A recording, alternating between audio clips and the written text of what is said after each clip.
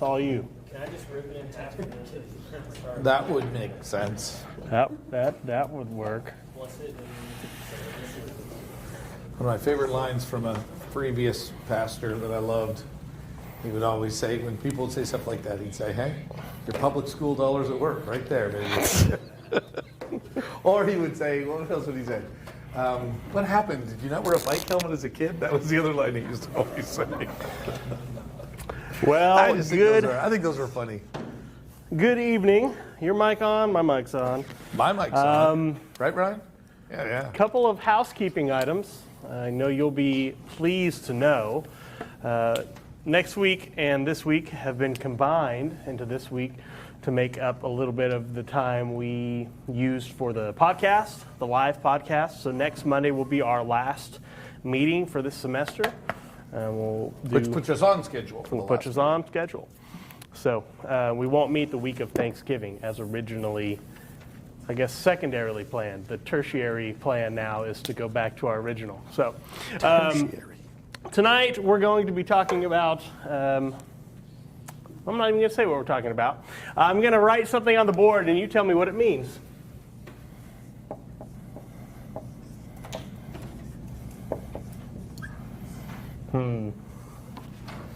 Nope, we're going to do it the opposite way because I prefer it. Cowboys kill Cardinals. What does that mean? Cowboys kill Cardinals. Dallas Cowboys beat the Arizona. So what? Dallas Cowboys beat the Arizona Cardinals.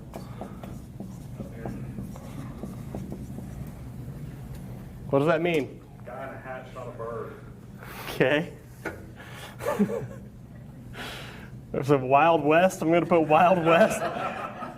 This is a Wild West newspaper article. Guy in Texas killed a Catholic official.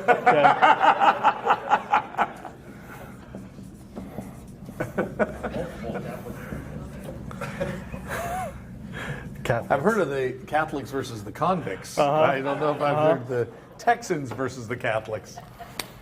So you said NFL football. Could very well be NCAA football. OSU versus Louisville. Okay, but how do I know? Because none of those are wrong. Context.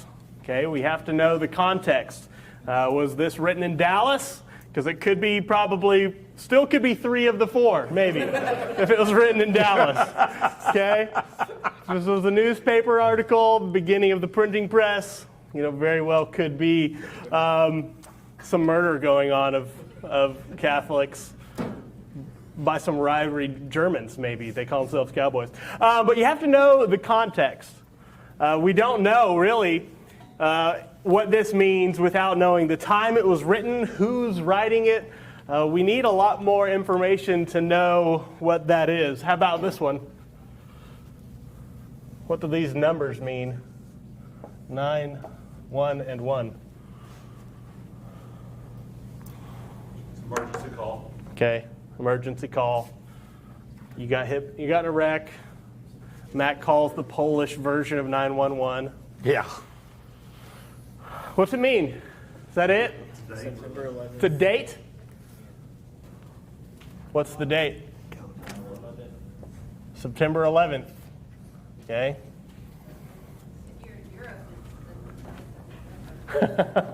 It's a date, a different date depending on which part of the world you're in. Yeah. Could be 911 pieces of something. Mm-hmm. Okay, we don't have enough information, whether it's Cowboys kill Cardinals or 911, to know what it means. Grant Osborne has a great quote. There is no meaning apart from context, only several possible meanings. And without the context of something, we can't know what that something means, which is really important when we come to discuss the Bible and how to understand the Bible. Look on your page, on that front page. I want you to go through really quick and answer those. Tell me whether those phrases are true and false. Just mark on your paper The first one being all cultures are basically the same. Is that true or false? Just put a T or F. Go through that real quick, and then we'll discuss.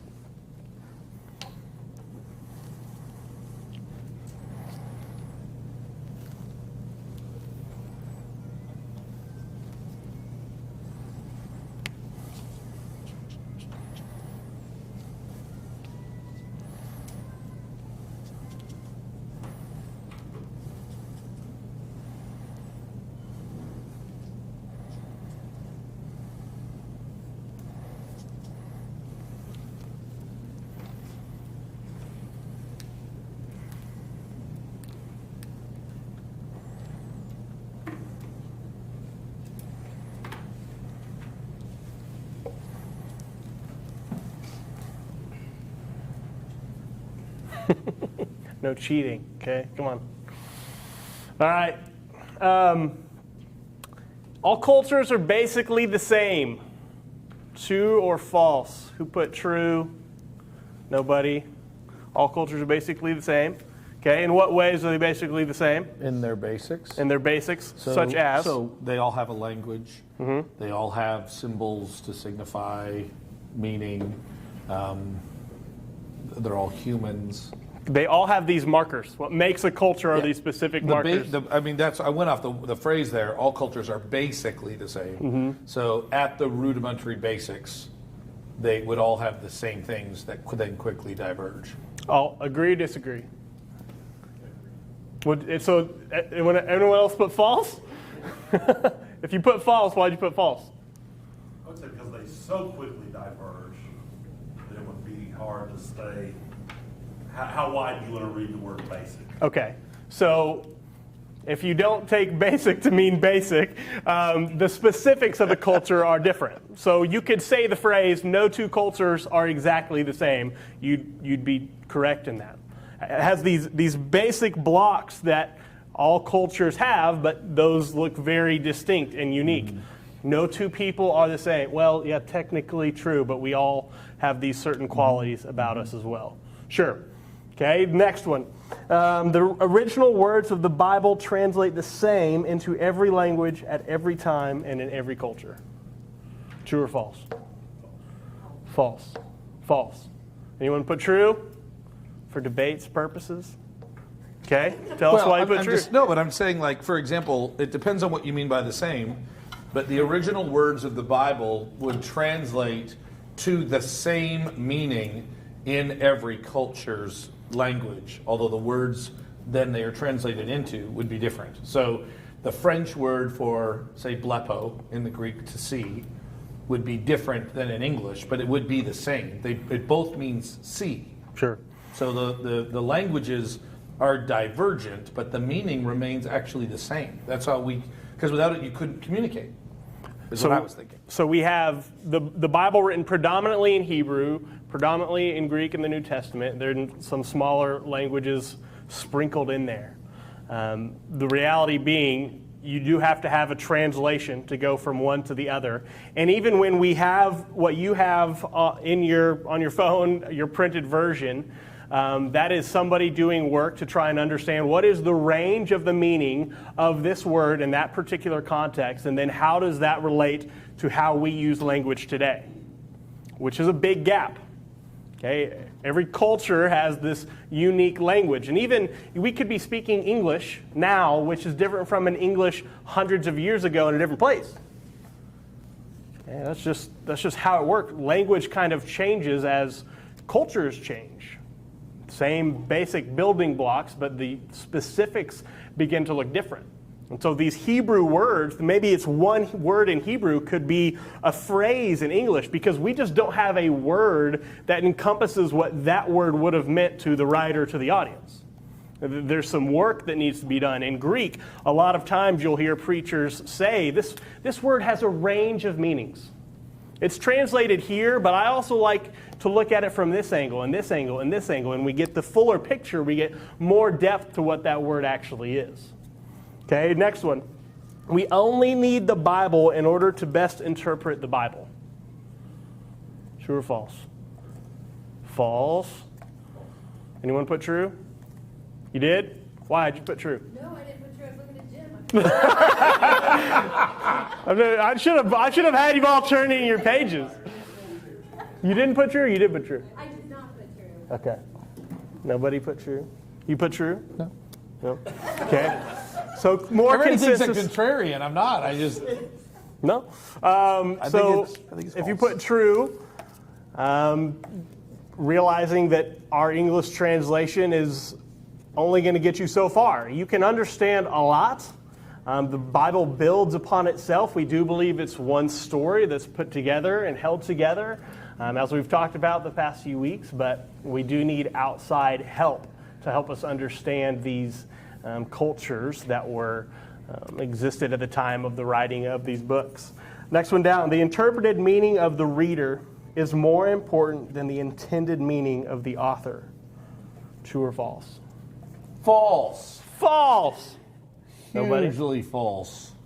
Okay, why is that? Why is that false? Why can you be so confident in that? Is that true of all things, like in art? You go to an art gallery and you're watching and looking around. What does that mean to you? What are you getting from that painting? Is that true of this ancient literature like the Bible?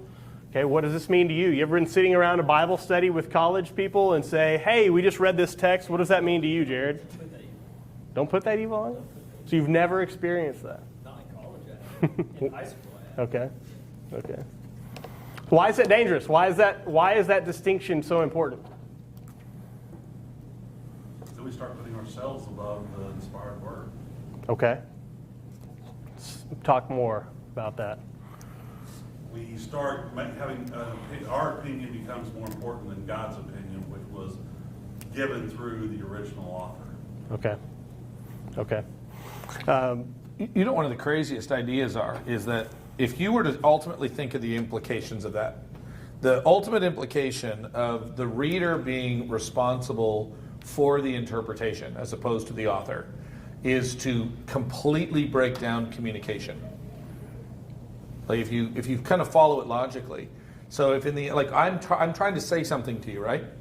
I'm trying to communicate something to you. And if all you do is take it any way that you want to take it, then in the end I would say, well, no, that's not what I meant. Okay, can we try this again? And I would say something else. And then you would go, and you would take it in any direction that you wanted to take. No, that's not what I meant. It is to not communicate, ultimately. To allow the reader to be the primary person literally means that there can be either an agreed upon understanding, which is what the author is saying, in which case communication takes place, right? Communication, think about it, husbands and wives, communication isn't information that is just given words that are received, but meaning that is understood. Make sense? So when Andrea tells me to do something, and I do this sometimes, when I kind of purposely come up with a crazy response to what she said, she's like, no, that's not what I said. You're That's twisting my words, You're twisting Jim. my words. That's not what I meant. That's not what I said. And then I don't go, well, I can do what I want with the words that come out of your mouth, and I can make them. No, like that is in fact like miscommunication. So to allow the reader to be the one who is the primary determinant, right, is to ultimately break down all communication, which I think is fascinating, because this is a big move that we have culturally speaking. And then the other example, again, you're going to regret having me as the second. Well, last week I had some great jokes. Did I not have some great stuff last week? It was one of my top weeks of the year. It really was. But here's the second thing: do you guys remember the election? I don't want to go into this at all. Other than, do you remember the election with the Chads, the hanging Chads? Dimpled Chads? Yes. You know what was interesting was, they admitted that whether they could do it or not. That's not what I'm arguing. They are trying to read. Every ballot tries to determine what? The intent. Every ballot determines the intent. And to say, I'm going to choose what this person may have meant, not by what they checked or what they punctured or whatever, but I get to choose when they puncture this, they meant to puncture this. Or when they. So I remember watching, I was teaching at the college at the time when that whole election, and I talked about the hanging Chad and the dimpled Chad and all of these pieces. And it literally, it was all of a sudden they were searching for the author's intended vote. And I just thought it's fascinating. On things that matter, intent is almost where we naturally default. And I thought that was fascinating. And we, even people who are contrarians to this idea, because that's a large segment of people, when you flip it on them, we always want to control the meaning of what we've said or what we've produced, right? But all of a sudden when we start talking about the scriptures, well, no, you've gone too far to somehow assume that this is some divine book from God and held together in an inspiring way, not like aspirational, but actually inspired by God, then that's too far.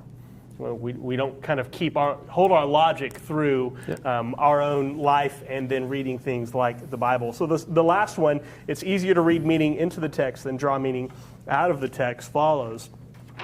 The reality is it's easier to just sit around a fire and say, what does this mean to you, than do some of the hard work of trying to say, what did this mean first to that audience? What was Paul trying to say?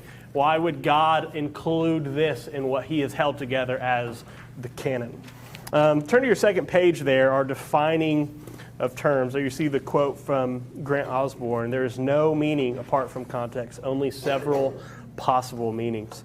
As we've kind of moved from how do you know what you know down to now, how do you study the scriptures in our School of Theology, there's just a lot of terms. You've probably heard us use a few times, but they're worth repeating just so that you have the language. It's kind of part of classes. You learn the language. First, the general school of thought that we use as we study the scriptures, as Jim has taught the scriptures for years and years, is what's called the historical grammatical method. All right? It has some varying terms, but essentially come back to that. The historical grammatical method. Essentially, the way we best believe we can interpret the scriptures is by studying the history, studying the culture, studying the time in which the author was living, and studying the people in which he was writing to, studying the everyday life of those groups and even the groups around those groups to best understand how that audience would have heard what was being said. And then the grammatical part. We don't just rip verses out of context. We try to understand the grammar. What is being said? What do these words actually mean within their writing? Within that passage of that book, within that book as a whole, within that covenant or testament, within the scriptures.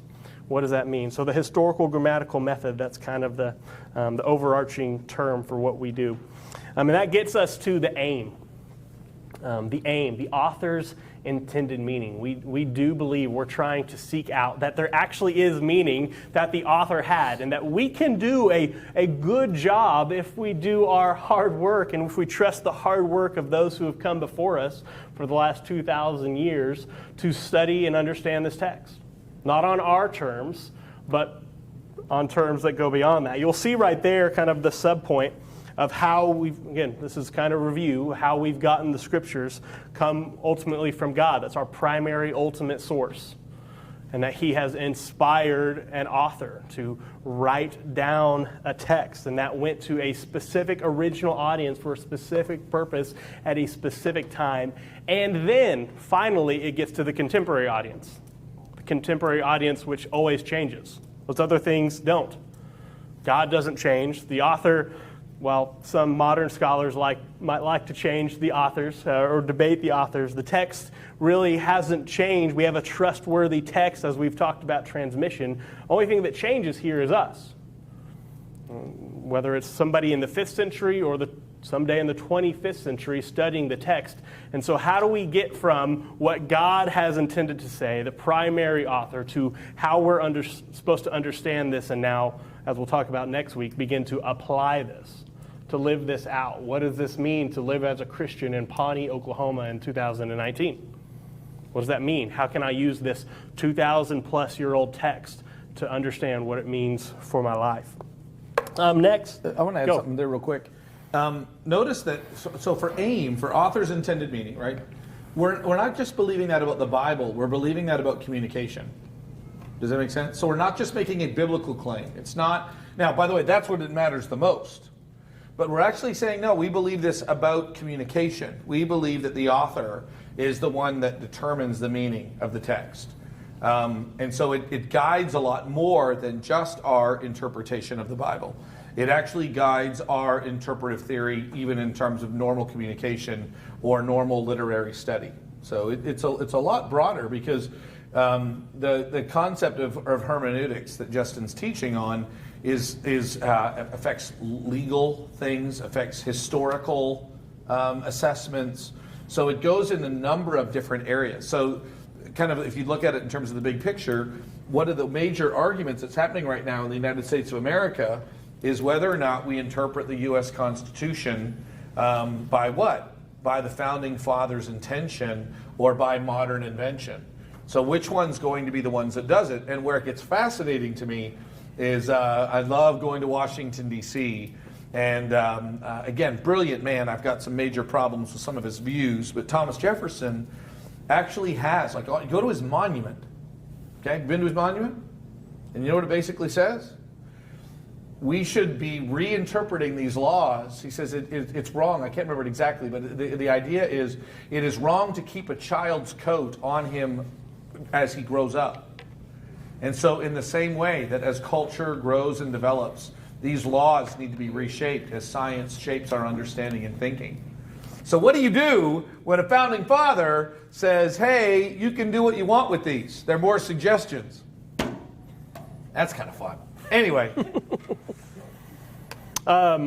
Exegesis, term of drawing out, something to be made known. Actually, this is what Jesus is described as at the end of the prologue of John 1, that Jesus has made the Father known. He's made God known to humanity. He's the best representation. He is the radiance of God, the imprint of His glory, that Jesus has exegeted God for us. So when we talk about in terms of Bible study, we want to draw out meaning from the text. Okay, that is exegesis. We're drawing something else. We're letting something be known, and we're trying to understand what that known thing is. We're drawing it from the text. And conversely, eisegesis is reading something into. We've all got presuppositions. We've all got thoughts. We've all been indoctrinated by our own culture and upbringing. And without even being malicious, we are reading things onto the text. We will read something and interpret it. And that's just how it works. We have a meaning for words. And when we read through our English translation, again, not even with a malintent, we will interpret that in a certain way. Yeah. So back to, were you saying on the last true false that it is easier to read meaning into the text than to draw the original meaning? I guess in conjunction with this, it still seems we have to leave room where it's like, are you saying just generally when approaching the text, or like with a Christian believer who's, I guess, earnestly approaching the text, are they any better off? Because it seems, if it's just like a crapshoot, then it's like, are we better? And I know you're not saying we should read the Bible, but it's like... No, but it's about... Yeah, no, I do. It's about the rut. So here's what I would tell you, that without thinking through this, you will be reduced into reading the text the way that you want to read the text, as opposed to understanding the historical background. Or you'll be reduced into interpreting it the way that the NIV translators want you to understand it, which that's not necessarily bad. Okay, it's not necessarily bad, but in the end, they have an agenda, right? And again, when it's good, I love it, and when it's bad, I'm like, why'd you do that? Okay, and so again, they always get things like resurrections right, any translation. So they get the big things right, but then it's funny how they blow the beginning of the book of Revelation. It's like, really? Wow, like, why did you do that? So, but no, that's fine. It's just a small little mistake, and I can figure it out. So I think what he's describing is the slide. And the slide is that when you and I don't study and don't even know how to study. I show up at college, and a guy asks me, remember the question I asked a number of weeks ago, how do you study the Bible? What is your process? What is your hermeneutical process? And I had never considered that. So what I usually do is I just read it, and then I just kind of I insert my own understanding of those words. Okay? So if I'm reading a King James version of the Bible, and it says, let your conversation be pure. What does that mean? What does it mean? Say good stuff. Say good stuff. No, not at all what the text means. But I know why you did that. No, but I know why you did that, because that's, how do we use the words conversation? By the words that we say. Conversation in 1611 meant your way of life, not the words that you say, but your way of life. That was your conversation. Okay, we don't even use that word like that. That's what Justin said so I grew up with this King James version of the Bible, and forget the these and the thous. There's all of these other things that are deeply complicated. And so what he's saying is that, not that it's right, we will slide into our rut, which is, this is what I was taught, this is what I already think. Well, what if it's wrong? I don't know how to get out of the rut if it's wrong. And so that becomes the problem.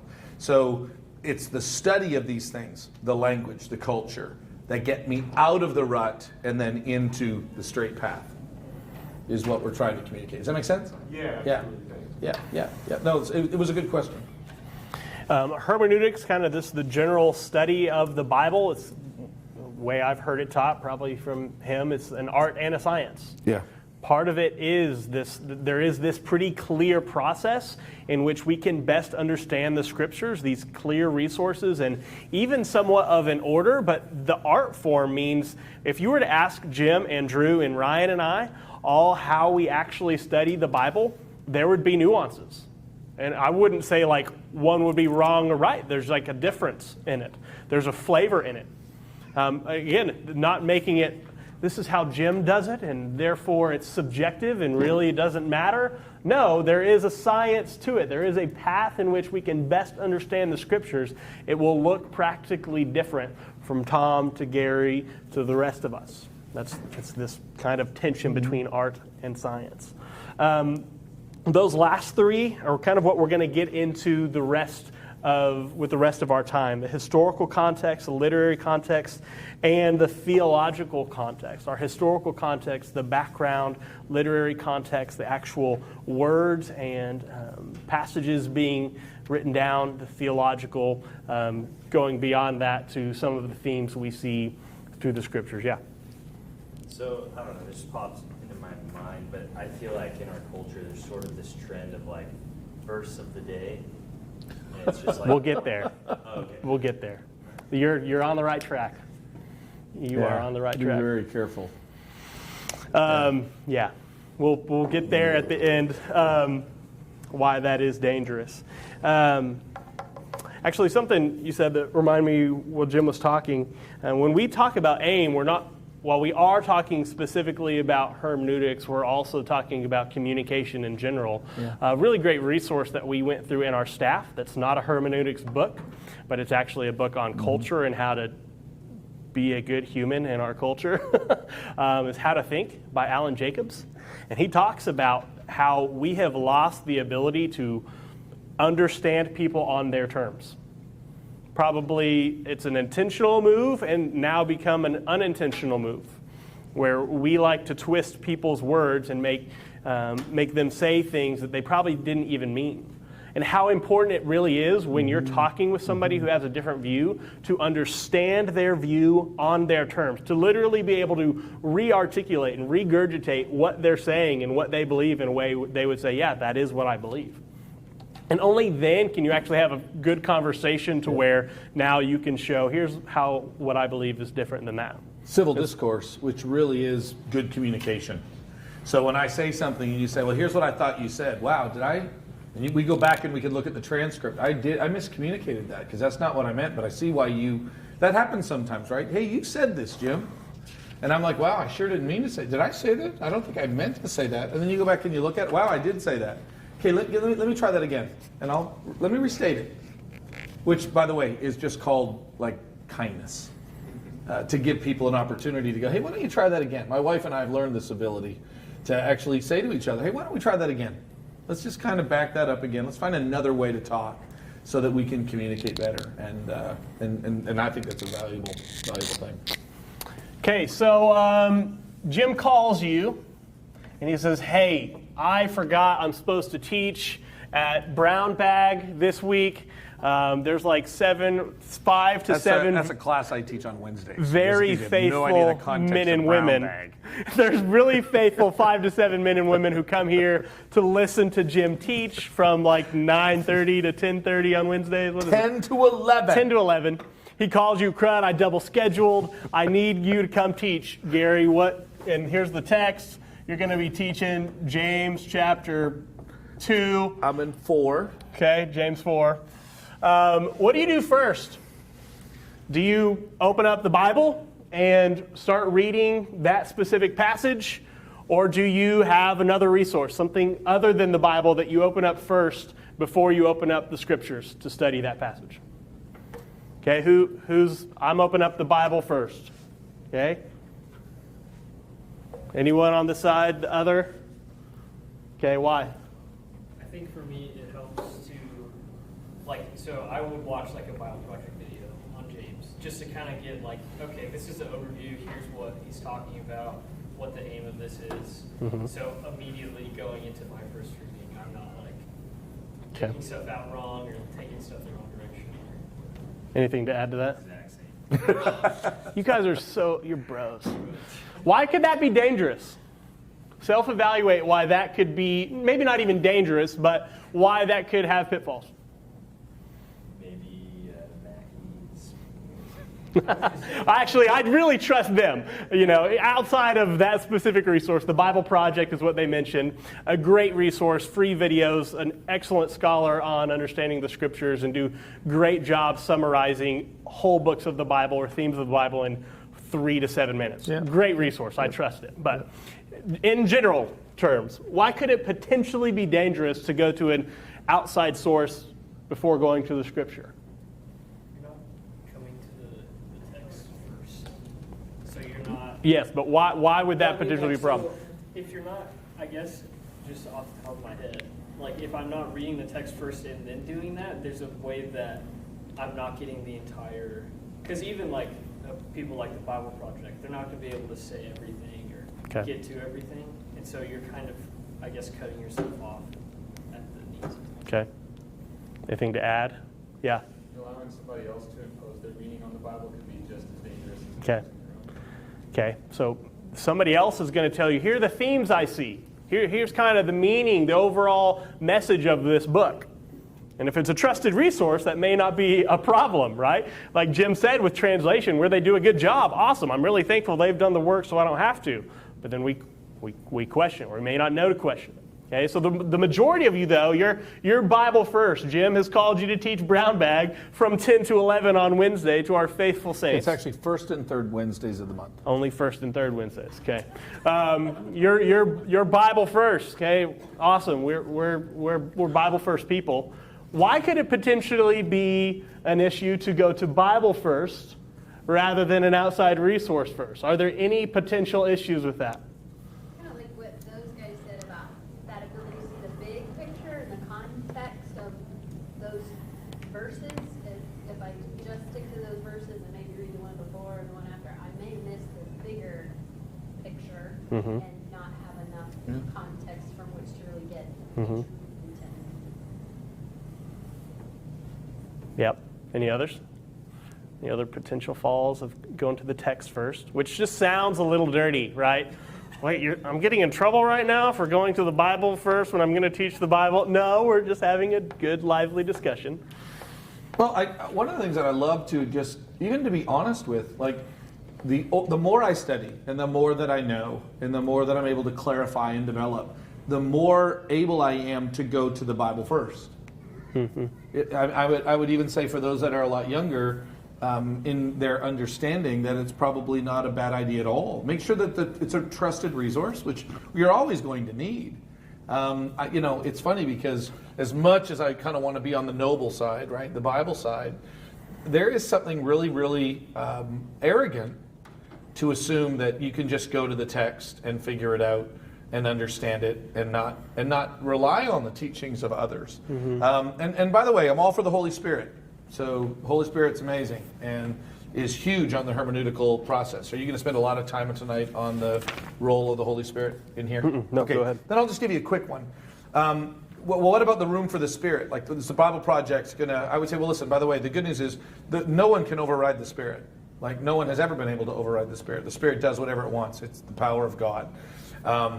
And so one of my favorite stories is kind of teasing my father-in-law, who's very charismatic in his understanding and really gets after me for wanting to study and to understand the language and the grammatical historical method, blah, blah, blah.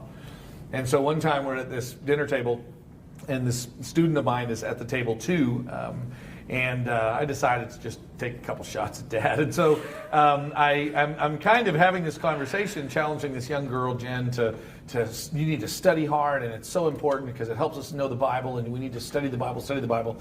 And Andrea's dad couldn't help it, and he took the bait, and he's like, that's the problem. It's about the Spirit. It's about the Spirit. It's about the Spirit. And so I happen to have a Greek New Testament near me, and so I just I took it out, and I pushed it over at him. He doesn't know Greek. And I asked him, I said, hey, by the way, can you help me, Dad, with this? Because I don't know reading of the text, even with Greek. I don't know if it's an objective or subjective genitive, which is, I don't know if it's the faith of Jesus that saves or if it's our faith in Jesus that saves. And so if you could just help me understand which Paul meant, because, again, you cannot tell. It's either an objective or a subjective genitive. And if you could just help me understand what that answer to that question is. So, Dad, go. And he got mad, but it was interesting. And I wasn't even trying. Hear me. I wasn't trying to be. I was trying to point out to him, like one professor used to always say, like the Holy Spirit can use our study. Like we need to study so that we don't need the Spirit. And we only need the Spirit with tough stuff. No, I need the Spirit every step of the way. I need the Spirit as I'm studying Greek. I need the Spirit as I'm reading, watching a Bible Project video or whatever you guys are doing. So I need the Spirit in all of those instances. And the Spirit can influence in all of those instances. So it's not an either or. Do not play the either or game. And I would be honest and be humble to say, hey, like I'm either going to get the biases of the Bible Project or I'm going to have my own. And there is a bit of a potato. Hopefully as you grow, you can even get a sense of your own maturity.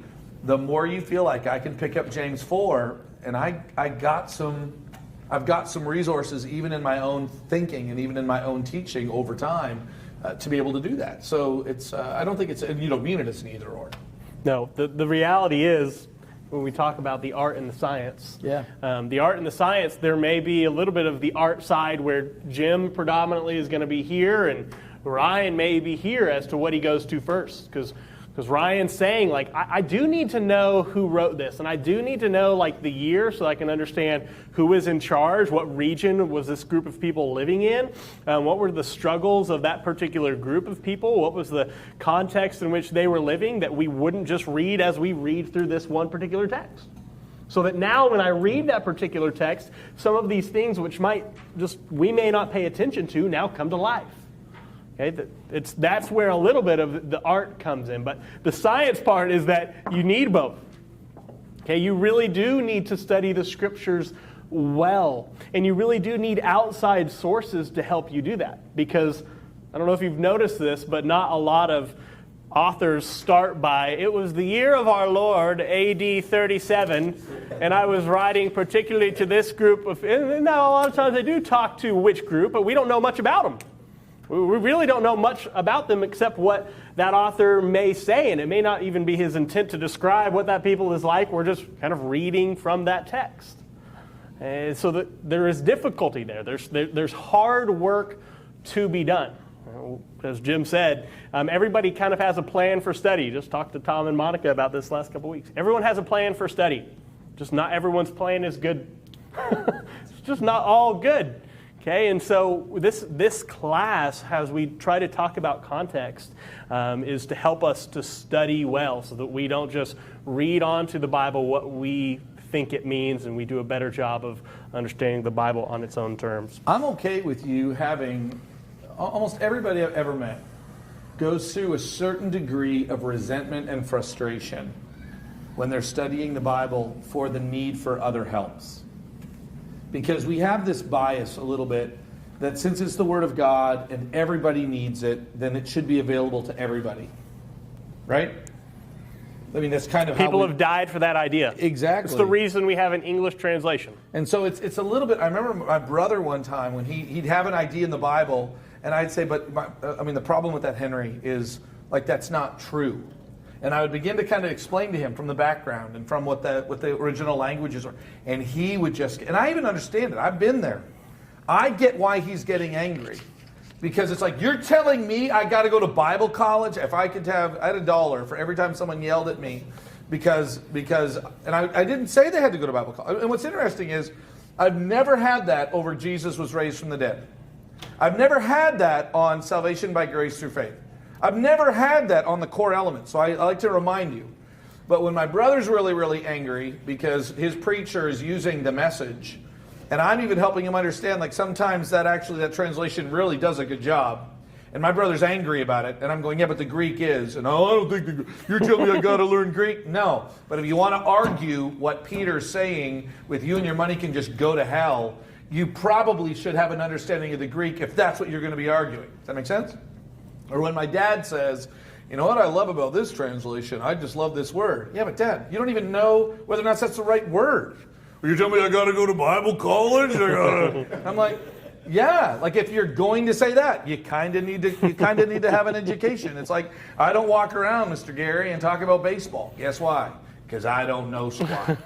And so if I'm going to go, you're telling me you got to know baseball to be a baseball star? Yeah, you do. You just do, right? In anything. So it's like, yeah, if you want to grab a ball and a bat and go out and play, you can do that and enjoy the game. You want to play with the big boys and the big girls, then you're going to need to learn the discipline. And so as you study, it's normal for the resentment. You don't even need to apologize for it. Stop and breathe and go, what are Jim and Justin never arguing with? And all the essentials of the faith really fall into place really well. And then as we keep going, we find out that there's more that's actually happening. And it's the digging in the deeper stuff that you're really referencing. Mm-hmm. Turn over to page 3. So is it best to just keep your mouth shut? If you don't really, how do I, as a person that doesn't know the Bible, go out and profess my faith to somebody when really I need to just keep my mouth shut? No. Well, what are you professing your faith in? So, for example, like my brother, if you want to profess that if this is what you want to argue, Eugene Peterson's translation of Acts chapter 8, and whether or not that's a proper translation, if you want to argue that, then I recommend you know what you're talking about, okay? But if you want to go out and say, I believe that Jesus Christ died in my place for my sins, right? Easy. That's a simple one. Where people get into trouble is they want to hang their hat on stuff that they're punching above their weight. And I mean that in a good. What I love is the simplicity of all of those things that are true. You don't have to know Greek to know that God made the world. You don't have to know that Jesus was born of a virgin. You don't have to know that he died on a cross. You don't have to know that it is by putting our faith in him. You don't have to know. Like, none of that is actually going to differentiate. Where we get into trouble is where we overstep. So it's best to be able to say, when somebody asks you a question, to say, I don't know, and say that a lot. Yes. No, I don't understand. Yes. There's a lot of things I don't know, but this I do know. And this I do know. And by the way, I do the same thing, Gary. Like, I do the same thing. Like, you come to me and you ask me, you do it. If I come and I ask, and somebody has asked me a question and I don't know, I'll go back to the others. Hey, I need to, wow, I don't know if I want to say that right now. Let me just wait a second. I need to go back and I need to take a look at some things. Okay? But you want to ask me, hey, who is the one that was actually born of the Virgin Mary? That'd be Jesus. Don't need to consult anything. I know that one. And so it literally is, it's recognizing, I had this conversation today with the pastor over at Eagle Heights, Brent, a good friend of mine, because he's teaching the book of Revelation right now. And I love that book.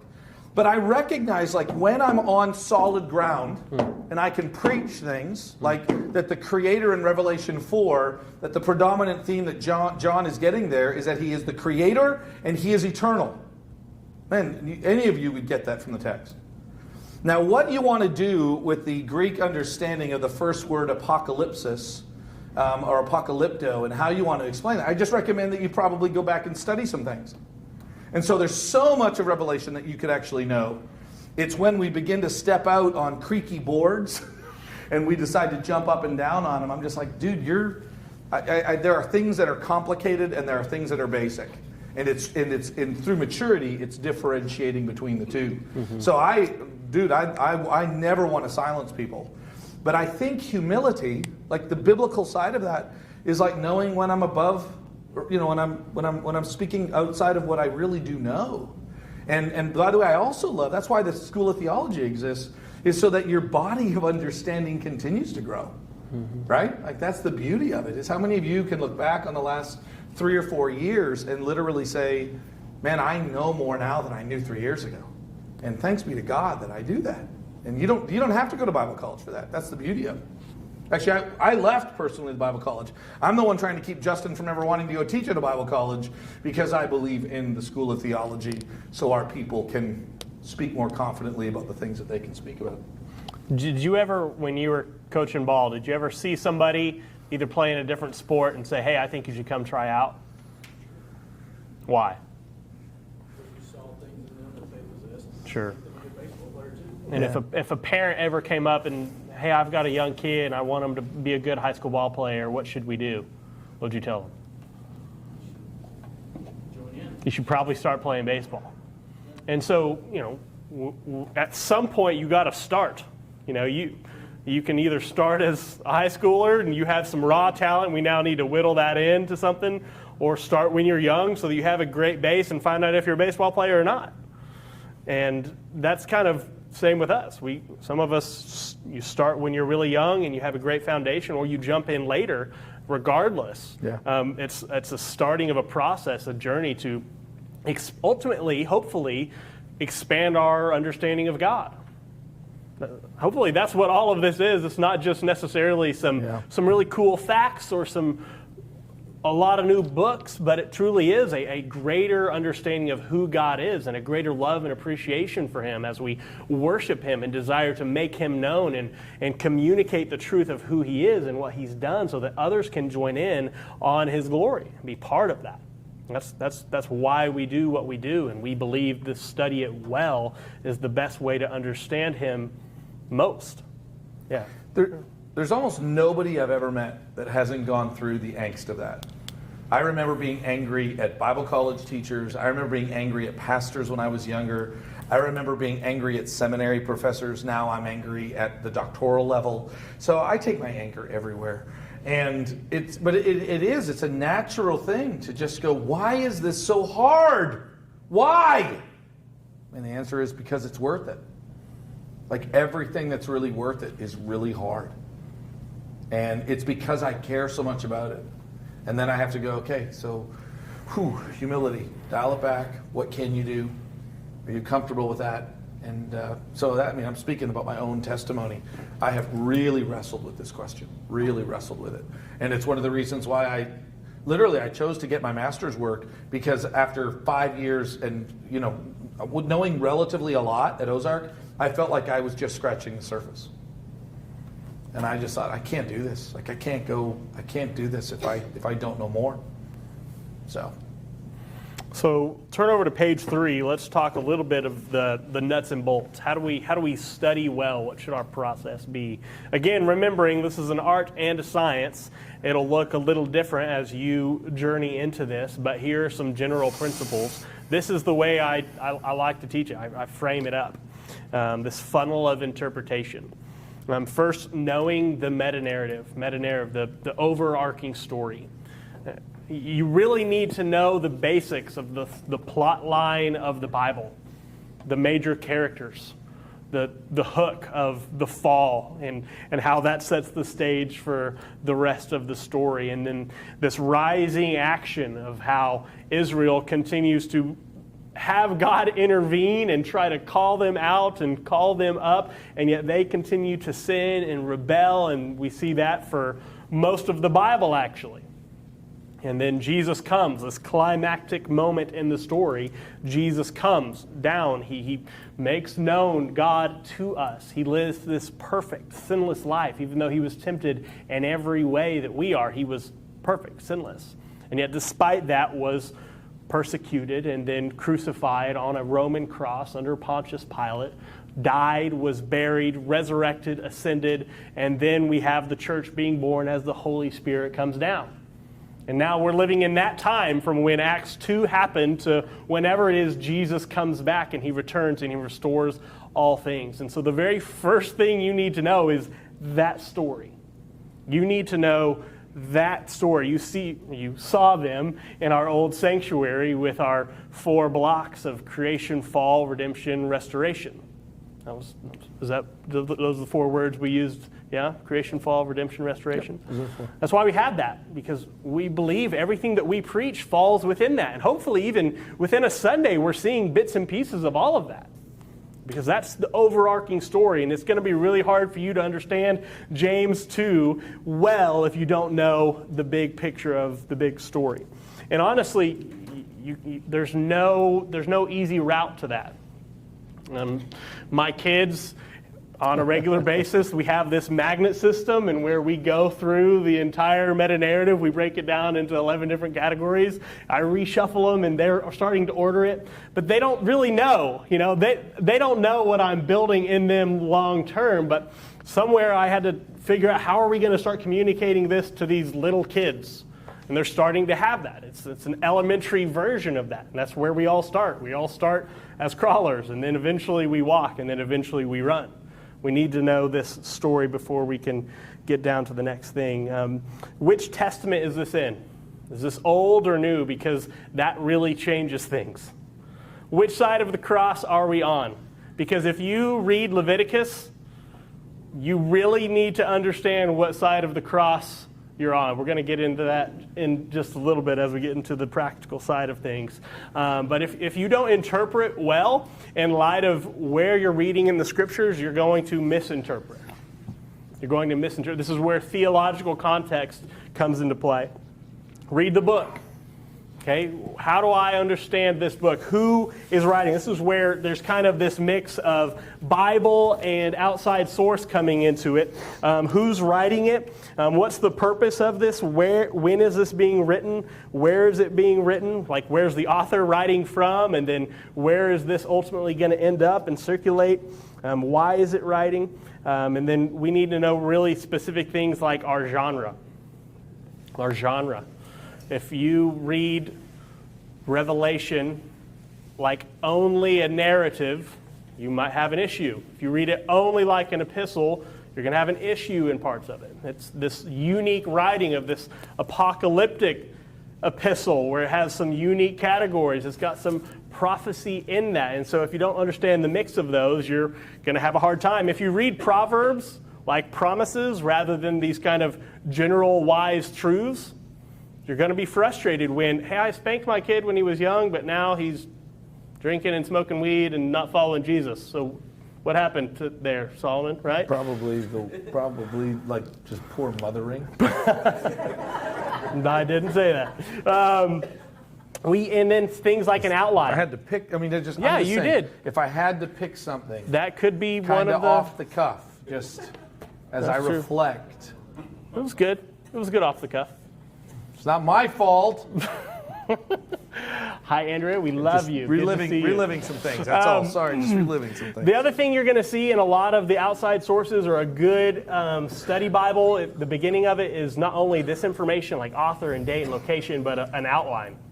Okay? If you can get in your mind how a book is outlined, how it's organized, a lot of times the writers have a real intentionality of that. And there's a lot of times you'll see these things throughout the scriptures called a chiasm, where things kind of are repeated as it goes, but in a different way. Okay, so the beginning, we have a prologue, we have an epilogue, which kind of fold upon each other, and they build off each other. And then we've got a building here that's kind of repeated here, which ultimately is pointing to something in the middle. Okay, how a lot of the Jewish thinkers thought. There was also kind of recapitulation where something is described in this way and then it's described in a more full way, or at least it's seen from a different angle, and it's all describing the same event, but it's describing it with a different purpose or a different intent. And those are things we need to know, and we can't know unless we do some of that hard work of outlining and such. Okay, so if Justin did this too quick, oh, the great God who made the heavens and the earth, and he made men and women equally. He made them, the men and women in his own image, as he created the heavens and the earth. Does that make sense? So when you read it, it's, have you noticed that he talked about the heavens and earth, and then he talked about the people, and then he made a statement, and then he talked about the people again, and then like this matches this, and this matches this, and this. Why does this do this, and then this be something different? And that is how Jewish thinkers would say, this is the point, and this is how I want to kind of lead it. And how many of you go, I never do that? Raise your hand. I never do that. So the question becomes, but what if that's what they did? Well, how many of us would read that and go, well, I mean, what's what you start with? That's the most important stuff. Okay, not if it's a chiasm. Okay, and so it's stuff like this that then helps us understand these thinkers in terms of how they did it in the past. And by the way, I kind of laugh because in grad school, pastors love to find chiasms everywhere. And it's crazy. I mean, I've seen some of the most complicated chiastic structures. The chi is basically kind of the idea of the X. Okay, so that's kind of what the chi is. Does that make sense? So the chiasm is that side of it in terms of the ups and the downs. But it's really, really important to know, like, what's the emphasis in that text? And so when writers, particularly Jewish writers, are doing it, they're trying to lead to something. So this is the takeaway right here. This is the takeaway. And we're like going, no. In American thinking or Western thinking, the kind of the beginning might be the most important, or what you end on, that's the most important thing. Yeah, not in the chiastic structure. Mm-hmm. So genre outline, and then starting to get a picture for the cultural distance. And once we do that, we can start breaking down the passage. So one of the things that I like to do, you've probably seen it, or if you've taken the Tuesday morning Bible study, printing out just the text, going on to Bible Gateway or blueletterbible.com, printing out a double-spaced version of the text. And you start marking it up, and you start looking at this specific passage, and what are some of the patterns you begin to see. And reading also contextually means reading the things around it. What's said before this that connects to my particular passage I'm trying to understand or teach? And what's said after that? And how does that relate, again, to the book, to the Testament, to the bigger story of the meta-narrative? That's where we really need to start thinking as well about the literary and the historical context. As you're reading those things that we just don't know if we're only looking at the text. We need those outside sources to help us understand some of those specific words, some of those specific customs, as well as things like, is this predominantly for a Jewish audience or predominantly for a Greek audience? Is this a group that was being persecuted or facing false teaching? Is this written to exiles, or is this written to somebody, if they don't change, they're going to go into exile? And they're going to have the judgment on them, right? Those are all important things that you need to know before you start reading the text. Lastly, as you begin to look at the specific words, you're looking for repeated words, significant words, confusing words, uncommon words, and you're starting to dig into what those mean and how that gives you a fuller picture of the text. I want to spend the remaining time we have looking at some fun texts that maybe we need to reread in light of reading contextually. Probably my favorite one, the first one I learned in college, was the Philippians 4:13. I probably learned it before that, I'd hope. The Philippians 4:13. So as an athlete, I was totally the guy who had the wrist taped, had the Philippians 4:13, whatever other Bible verse, and I just knew I was going to hit 3 home runs that game because I can do all things through Christ who strengthens me. Amen. But you reread Philippians 4:13 in light of Philippians 3 and in light of the verses ahead of that, you start to understand Paul's not talking about you being able to dunk a ball at 37 because you're a Christian. He actually means you can face any situation and be content in it because you have Christ. Because Christ strengthens you, because Christ willingly died on a cross and suffered for you, and now you can face any situation. He will give you the strength to do that. You may die, but ultimately He's going to restore you and bring you back to life. I can face times of great wealth or poverty. I can be full or be hungry. No matter what situation I face, I can face it because Christ gives me strength. That's Philippians 4:13. Another one we love to talk about is Matthew 18. Look at Matthew 18, chapter 20. We've started doing a prayer service on Monday and Thursdays here at the church. Mondays at 9 o'clock, Thursdays at 9 o'clock, and then at 4:30. And one of the early ones we did, how long has it been now? We do it in October? We started in August. Wow, that is crazy. This Yeah. semester's flown by. One of the first ones we did, we heard this verse written into one of the prayers, "For where 2 or 3 are gathered together in my name, I am there among them." You may have heard it at a worship set. Hey, there's more than one of us here, so we know God's here now. Okay. Yes? Anyone else heard that? Okay, what's the problem with that line of thinking? God is always in. God, we do believe in an omnipresent God. There is nowhere where God is not. That's kind of what we believe. We can't really escape the presence of God, this all-knowing being. Okay, so God is there, whether Jim's praying alone in his car or Andrea is there too. So this text, maybe it means something else, and we can't know what it means unless we read the context. And we read right before, this is actually a passage about discipline. Restoring a brother who has sinned. And this process in which you call them out. They don't listen, you call them out with someone else. They don't listen, you call them out with the church. And then you make a decision as to what is going to be best in this situation. And Jesus says, I have your back. Okay, as you all are making a decision as the church where 2 or 3 or more of you are there, I have your back. Whatever you say, I agree with, because you are my body. Okay, as you act, as you in light of the Holy Spirit working, I am there with you. And I have your back. Look at the bigger picture that Justin draws us to. So the Bible, helping interpret the Bible. What is the repeated concept of 2 or 3? 2 or 3, 2 or 3, 2 or 3. What is that in the Bible? Does anybody know? It validates testimony. You do not listen, Paul says. You do not listen to an accusation against an elder unless there are 2 or 3 witnesses. Where does he get that from?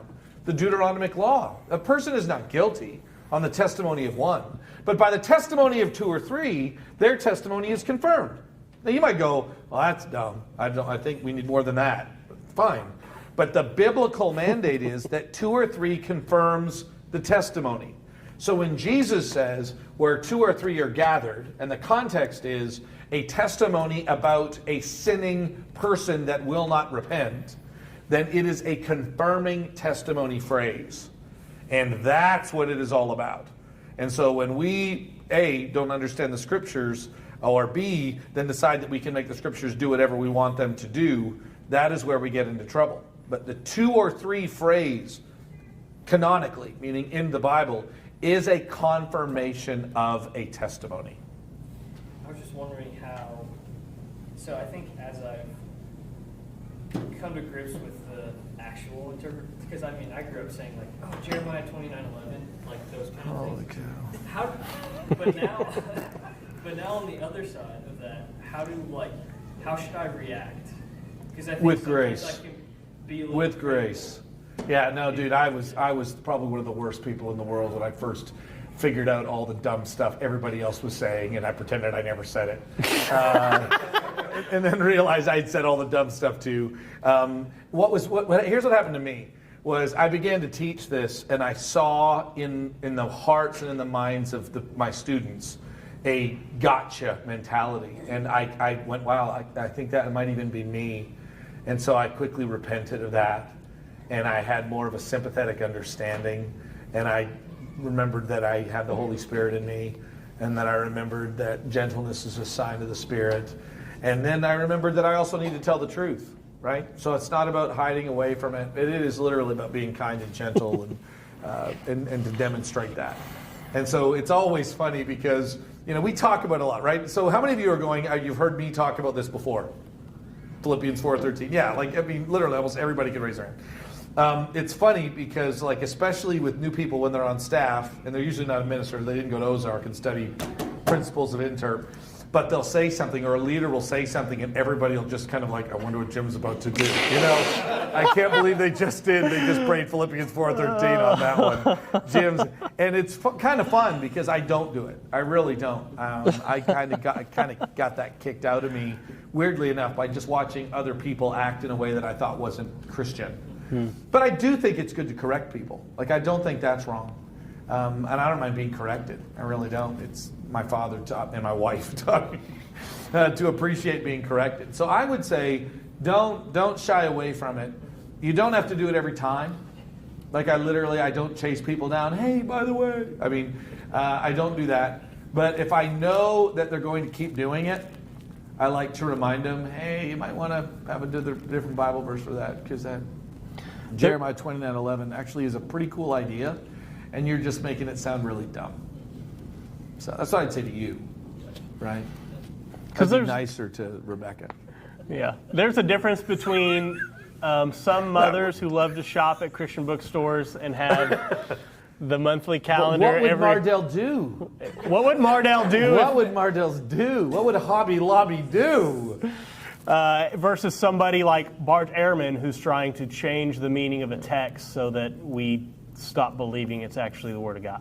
There's an intent there that we understand the difference between those conversations. Yeah. And yeah, you're right. It doesn't have to be every time. And it's to be done, the truth in love is an important thing. The other part that I love is that I had a professor who used to always say when I would be preaching, and he would remind us, he would say, that was a good sermon, wrong text.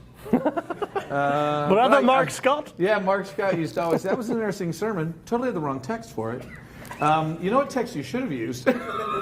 and not so, mean. No, truly he's not out being of mean. love. He's really not being mean. He's basically saying you're teaching a biblical idea, but you're not using the right text to support what you're saying. And I loved that. I absolutely adored that. So what do you want to say? Do you want to say that Jesus is with us in small numbers? Then let's talk about that, because that can mean a lot, that Jesus would be with us when there's not very many of us. Man, that's a great biblical. Is that what you want to say? With the 2 or 3 are gathered and they're not with you? You want to have the presence of Christ when everybody's kind of against you? That's a biblical idea. So then I don't want to make fun of the idea. I don't want to make fun of the man. You can do more than you think you can do idea. But Philippians 4:13 is not that. So what are you trying to say, Jared? And that's what I literally have learned to do. What are you trying to say by that? And then when they say that, I say, man, that is such a deep biblical truth. You know what? I think that is better taught here, or that's better taught here. I think that's a much better approach instead of, yeah. I want to draw this out. So would you say then it's better to defer on that if you're like, I know this is a biblical idea, but I don't know where else I would turn them to? I would say it depends on the context, Jared, how you respond. Well, I would say, does everybody know that nobody likes the guy that's always correcting everybody else? Does everybody know that guy doesn't have a lot of friends? Right? Do you want to be that guy? Yeah, so don't be that guy. And so, I know, but I think that's a biblical truth too. Be careful of being over righteous. The Bible teaches that. So. Okay, another one of my favorites is from Genesis 1 and 2. When we initially read at a first reading of Genesis 1 and 2, we begin asking questions of the text that maybe the text was never meant to answer. We start asking historical or scientific questions of Genesis 1 and 2 that maybe Moses wasn't trying to answer. And we can quickly forget that the primary point of Genesis, of the Torah, of the first 5 books of the Bible, is theological. That actually maybe Moses' main point is not a timeline or a chronology as much as I'm painting a picture of Yahweh God versus the gods of the Egyptians and the other ancient Near Eastern peoples that were alive during the time the Israelites were coming out of Egypt. Maybe that was his point. Maybe the way that the theologies, the competing theologies of the world and how they describe humanity is vastly different than the image of humanity that you get in Genesis 1 and Genesis 2. Because it is. And when you look, and there's a great book, The Lost World of Genesis 1 by John Walton. I highly recommend that book if you were to ever teach Genesis and you really want to understand Genesis on its terms. Does a great job of paralleling the creation myths or the creation stories of different people groups and how they begin to parallel and they compare and contrast with Genesis 1. It's fascinating. The picture of the gods that are coming from these other people groups and the pictures of humanity that you get from these other people groups, and then how you see God presented and how you see him as not only the one who brought everything forth, but the one who puts everything into order. And how he has this intention for humanity that's not arbitrary or belittling or as slaves, but truly a relationship where he is handing over power and creating them in his image with a specific intention. And Genesis 1 and 2 all of a sudden becomes this beautiful text, this great depth of theological truth that is so much different than the arguments we begin to have over of whether the earth is one amount of years old versus another, which Moses maybe wasn't trying to answer. You look at the same thing in Leviticus. How many of you have heard the argument of, you are against homosexuality, which Leviticus says an abomination, but that book also says that you should not eat shellfish. You shouldn't get a tattoo. Got any tattoos over there, Jim? You shouldn't do these certain things before you worship. Okay, just checking. Let's be honest. This is not like that far out of reality. Well, usually it involves money. I won't tell a story about Scott Irwin and how much money he did. So you read Leviticus, and you have, this is a very what common... happens at staff retreat stays at staff retreat. Or staff meetings. Or staff meetings, or staff lunch. Really, anytime. You read Leviticus, and somebody who's a contrarian who doesn't believe there's a God or doesn't believe in the Christian version of God will start pushing back on you. You believe in a biblical version of sexuality and humanity. Well, you believe things like homosexuality is wrong. That's dumb because you also eat shellfish. You ever heard this argument? Okay? And so you begin to read through Leviticus. You're like, crud, it does say that. I haven't read Leviticus lately. Crap, it says like the exact same thing about these two. They don't seem the same to me. And so what do? You kind of have two options. Well, we're not going to listen to anything Leviticus has to say. It's all hogwash. Or there's another solution. Okay? I would suggest we don't just throw out all of Leviticus because Jesus seemed to say, I didn't come to abolish the law, but I came to fulfill it. And so if you read Leviticus without remembering the testaments, and you read Leviticus and don't have a context for what Jesus has done and how that shifts our understanding of Leviticus, you can get into big trouble. And so you don't understand that the natural law versus some of these rituals and for purity. That God's main desire, actually, we're going to talk about pastors and chiasms. I saw this one the other day. You have Genesis, Exodus, Leviticus, Numbers, and Deuteronomy. This is the 5 books that are attributed to Moses with this at the center. And we wouldn't usually think of the Torah and Leviticus being at the center of that and being kind of a key focal point for that. We have this prologue, this introduction of the key characters and God setting apart of people. And then we have this epilogue in which Moses is giving these sermons as the people are getting ready to go into the promised land that God had for them. And we have Exodus in which they leave Egypt. We have Numbers in which they're preparing to go into the land God had promised. We have Exodus where they build the tabernacle, and Numbers where they dedicate the tabernacle. And then we have this. What are we supposed to do with this tabernacle? If God is this great God who's so much different from the gods of Egypt and the gods of the rest of the Near Eastern peoples, like, how are we supposed to relate to him? Because he's holy, and he's holy means that he's good, but it's also dangerous to approach him in an impure way, an unclean way, an unholy way, and a common way. And so God, unlike the gods around him, these false gods that people were worshiping, isn't arbitrary. He's not malicious. He actually has a very clear way in which you are supposed to worship. And a very clear way in which you're supposed to live this holy life. And so he's set forth these offerings and these sacrifices. Some are thanksgiving, some are ways to remove sin. He's given these specific ways in which we are to be cleansed so that people can actually approach this tabernacle, can actually approach the presence of God, and not just anybody. He's given these priests to act in this mediating role between God and the people. And they have this unique set of regulations and requirements for them. And at the very middle of this book, we have chapters 16. I don't know why I wrote it like that. That was interesting. Chapters 16 and 17, which describe this Day of Atonement, where God was giving them this way in which their sins could be dealt with, the sins of the people. You'd have these two goats, this one goat, which would be sacrificed on the altar, killed, and the wrath of God was put on that goat as a substitute for the wrath that they deserve because of sin. And this blood acted as a cleansing. And you'd have this second goat where the priest would lay the sins of the people, he'd confess the sins of the people, and you'd send it out, the scapegoat. And the separation of sin from the people.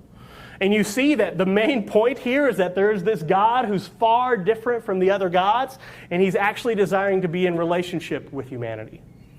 He made man in his own image, and he has a distinct relationship with this people of Israel, and this is going to look different from the rest of the nations around you. And ultimately, it's for the purpose of blessing the nations.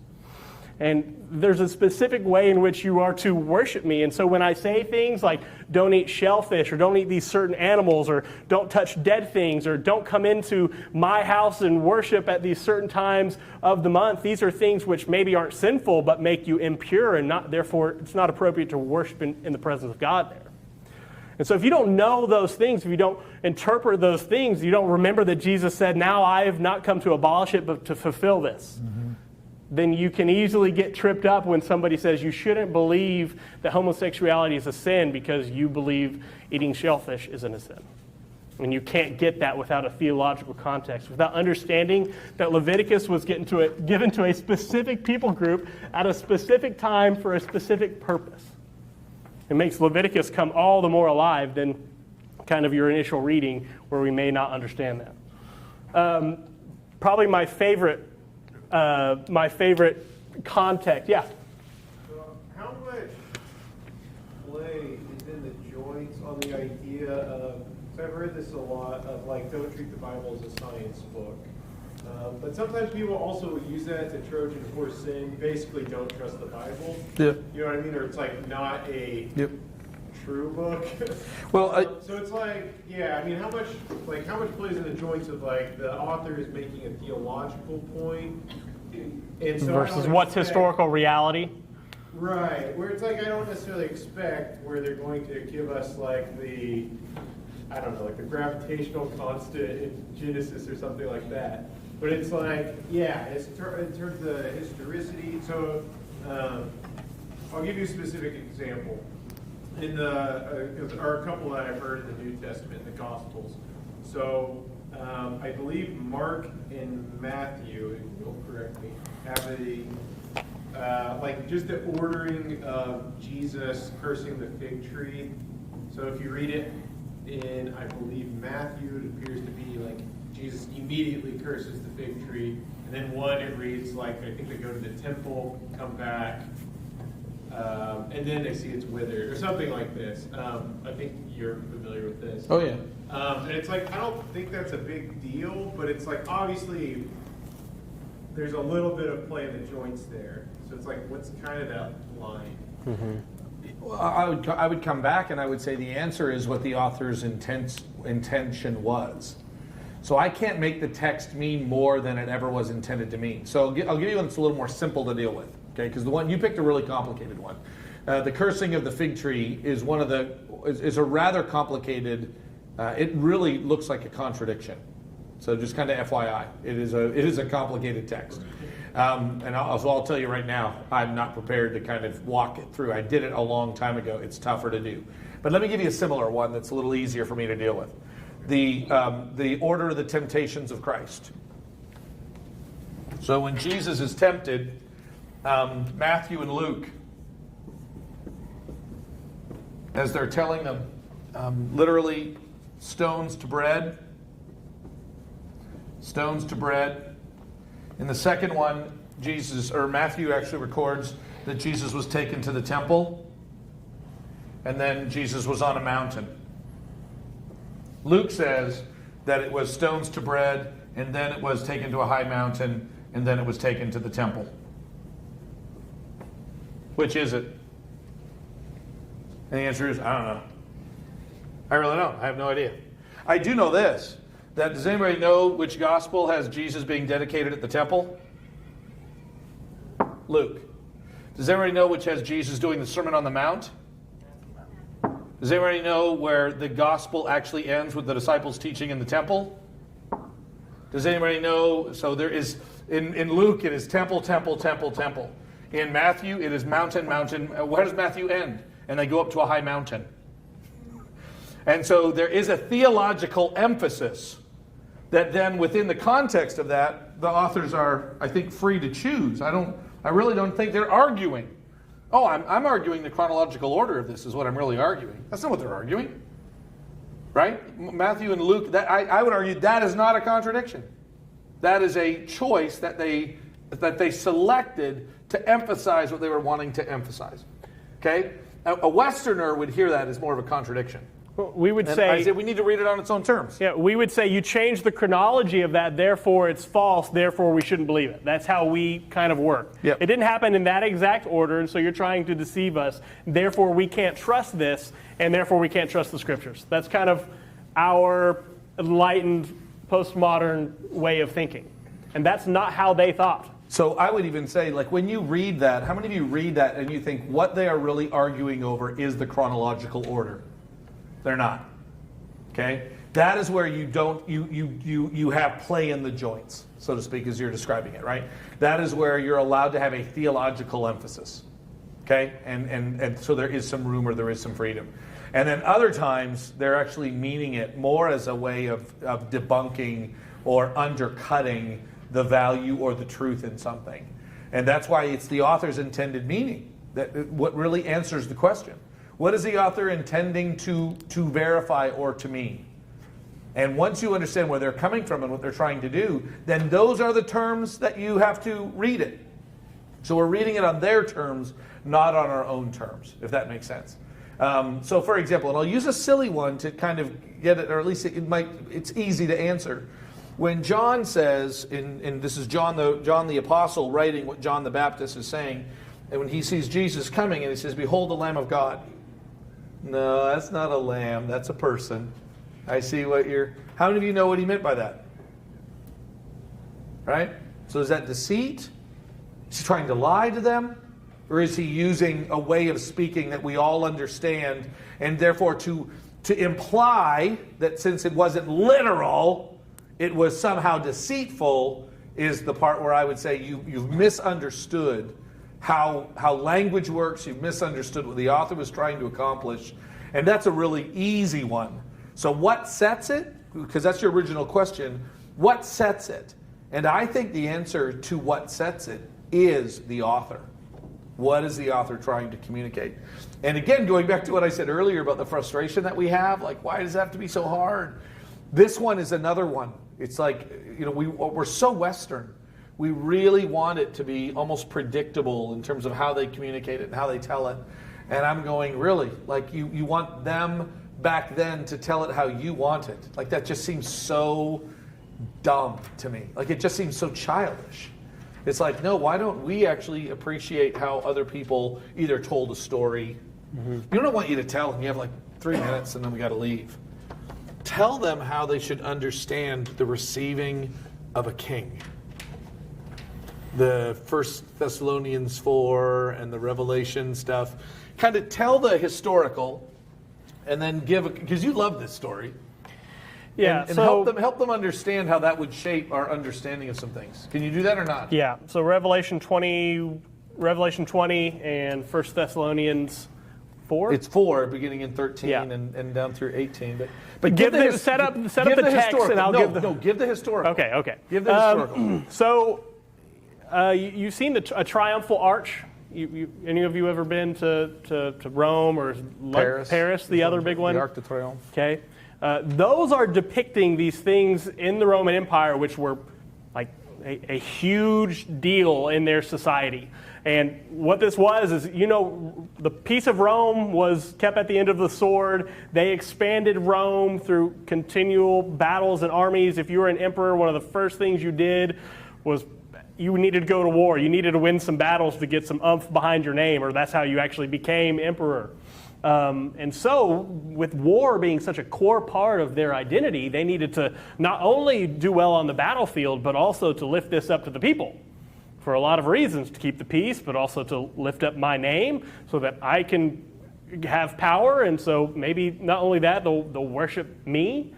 And so they had these... And imagine, you never knew about the battles. Like, think about it. If you lived in Rome, how would you know what they were doing on the far-reaching areas of the empire? How would you know? You wouldn't have any idea of what Julius Caesar was able to accomplish. Or Titus Vespasian. What did he do in Jerusalem? How would you know? Well, CNN.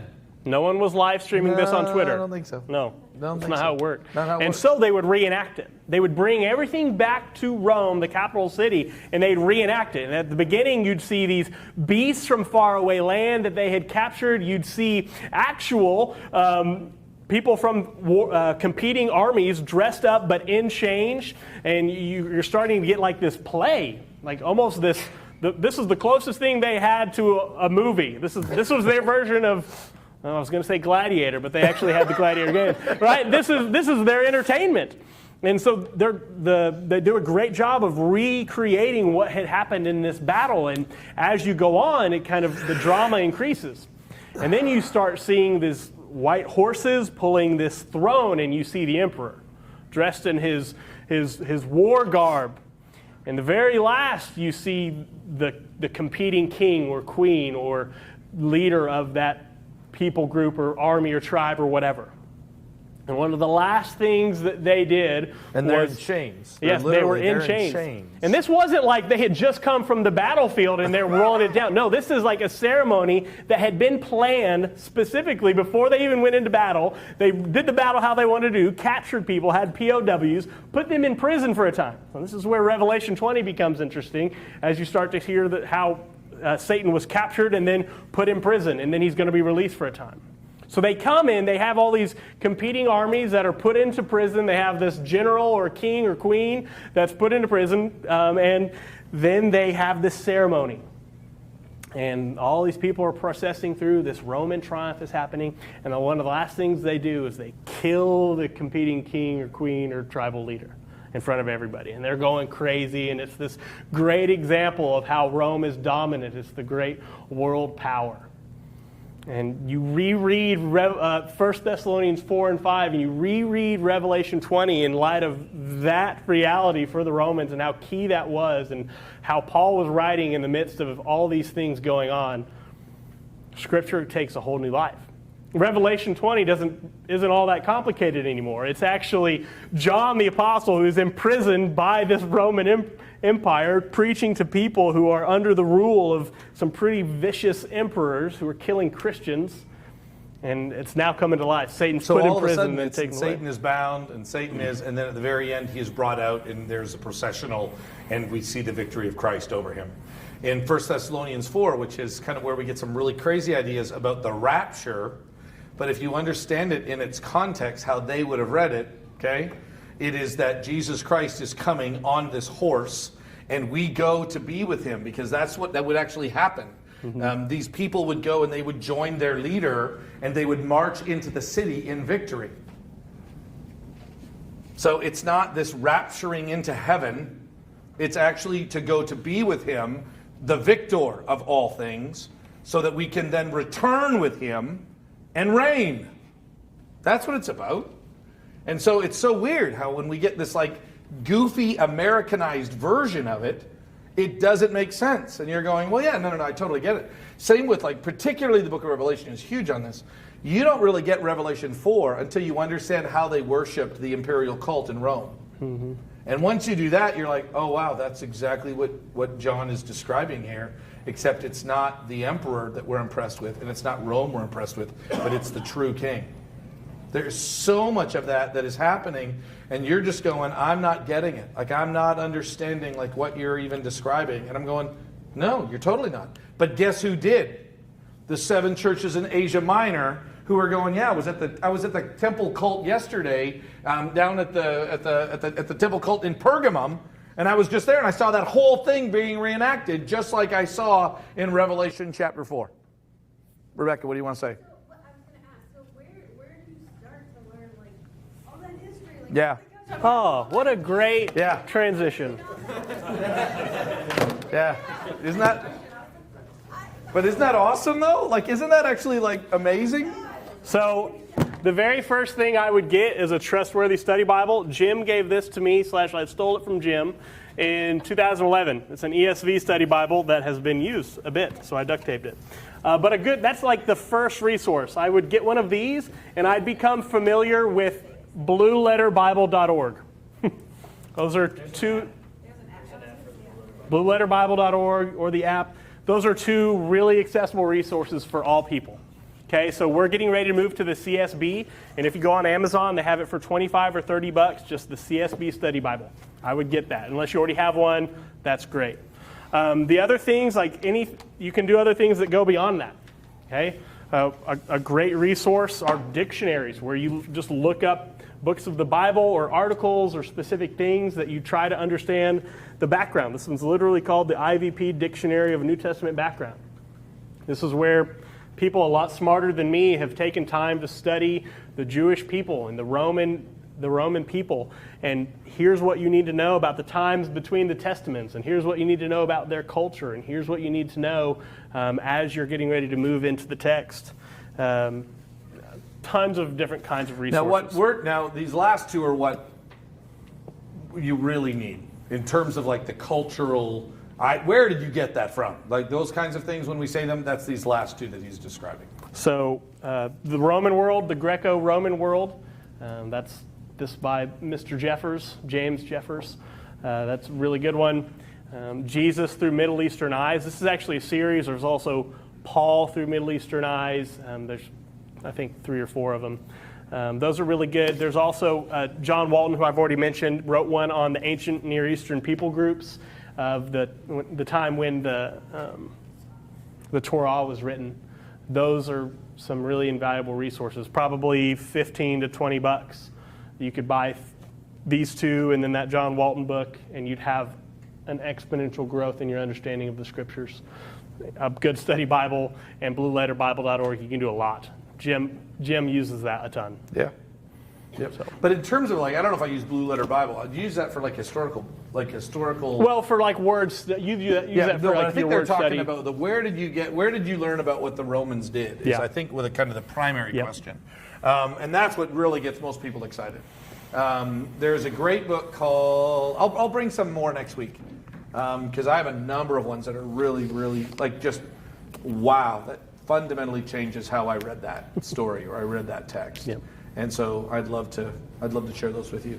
So how do you know how far you should go with your extra study and when you need to do it? Mm-hmm. Because there's so many things that I feel like are really easy to gloss over when you're reading and you just don't know what you don't know. Mm-hmm. And there's just all this extra context and background. Yep. So here's one answer. If I'm preaching Sunday, I have up until 9:30 on Sunday morning to be doing stuff.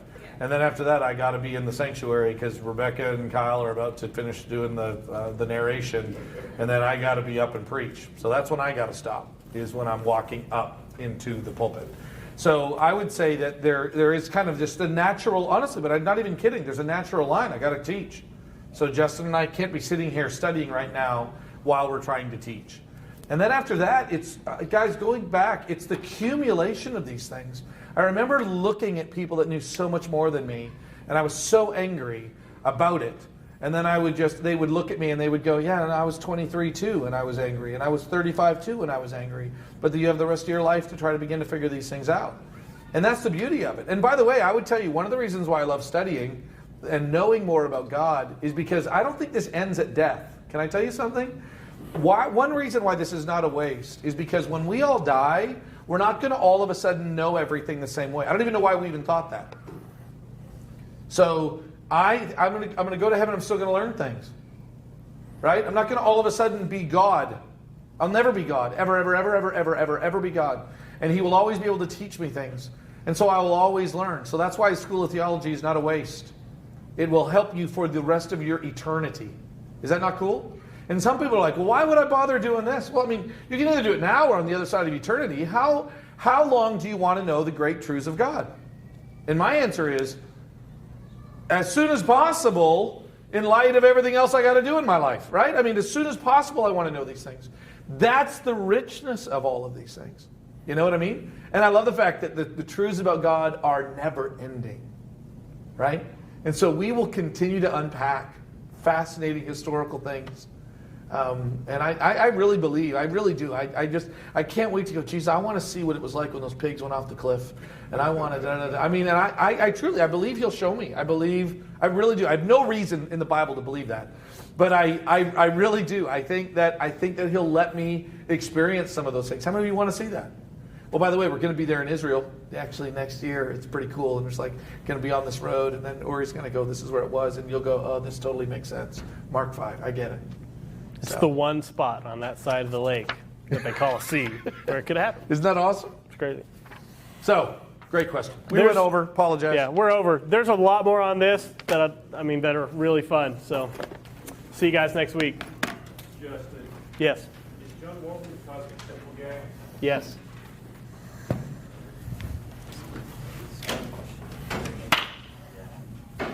So I love like the historical context. You love history? So You love history? I think something that I've run into recently is like, so you're talking about like John and his understanding of like the Roman world. And so I think I'm Please coming up do. against like, Do you have the so John was in the Amazon spirit, app? but then he saw all these things that Just take a picture of the QR So, code like, with how the do Amazon I- app, and it'll bring up the book, and you I can have just a put it in your list. tendency That's a great book too. to just say, I was just looking at that. It popped up John when I kind of was was searching. Yes, about this a that's lot, and he that's kind the of best book out there connected on these- the But I presuppositions you know bring that to the also, text. Okay. like, And he it doesn't. was in- It's It what. looked good, but I was you gonna, Yes, I didn't no, want to it's really good. Kind of. So what you're trying to wrestle with. I only didn't bring here's that the because I didn't problem, have enough room in okay? my hands. When John in But Revelation I 5. highly.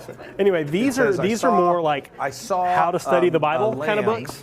I have that. standing Yeah, I think then I you have slave. you really don't What did need John really all see? these, but these How do you are know? these are kind of three great ones. But yeah, there's No, a but whole could he have seen series the of lamb IVP and interpreted dictionaries. as and I got Jesus? really Or do you know exactly They're what he expensive, saw? but they're awesome. It's probably the so he could resource have I seen go the to the lamb most. and knew it was Jesus, But or he could have seen Jesus and interpreted him as a lamb. Email me the So last how do you know the 2 answer to that weeks. question? Handouts. yes, No, you don't know. You'll never know. You'll never know what he saw. Text Ryan Right? to help me remember So you that. could say, if I think you you saw don't get this, and this I go, I think tomorrow, you saw this. just Okay, shoot I me a don't know- I text don't know or how an to ever- email, and I we'll don't know get how it to to you. ever know the answer to that question. You're welcome. Okay? Now, if you were to go, what do you think he saw? I'll be right back. I think he saw Jesus, and I think, on certain times I think he saw Jesus, and on other times I think he saw the symbols. Okay? But I can kind of get the idea that maybe